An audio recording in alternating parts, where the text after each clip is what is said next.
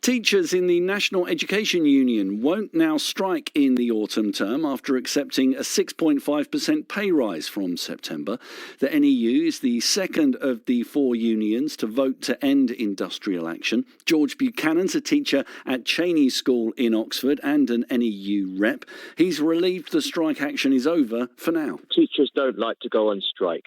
It's always used as the very last resort. I won't pretend it's going to be particularly comfortable going back knowing we didn't quite secure a fully funded above inflation pay rise just yet, but I would say that we've made significant gains and it's worth banking it at this moment. This Monday evening. Now, today, teachers in England in the National Education Union have called off strikes that were due to happen in the autumn term. The largest teaching union has said 86 of its members have voted to accept the 6.5% pay offer. Education Secretary Gillian Keegan said it was good news for teachers, parents and pupils. George Buchanan, teacher and NEU rep, says he welcomes the pay offer, but when I spoke to George shortly after the pay deal was announced at the beginning of July, he was against the offer. Now he feels that this agreement is a gain for teachers. I mean, it's always been the aim of the pay campaign to secure a fully funded above inflation pay rise. Okay, but moving from where we were originally to where we are now, that can only be seen as gains.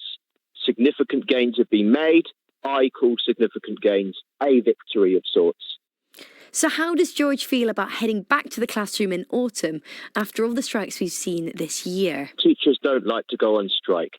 It's always used as the very last resort. Where we want to be is in the classroom, teaching the students, doing what we do best. I won't pretend it's going to be particularly comfortable going back knowing we didn't quite secure a fully funded above inflation pay rise just yet. But this temporary pause, I would say that we've made significant gains and it's worth banking it at this moment. Now, both the NEU and government say the pay offer is properly funded, but George feels it should be fully funded. Based on what I've read, it doesn't seem like it is fully funded. I read the email sent out by the Ministry of Education to all teachers, okay, and in it she makes it clear that some schools will experience financial hardship. I think it's just being a bit splitting hairs with the words, but fully funded and properly funded mean distinct things. And what everyone would really want is for it to be fully funded. The ASCL union accepted the offer in early July. Two other unions, the NAHT and the NASUWT, have not yet announced their decision.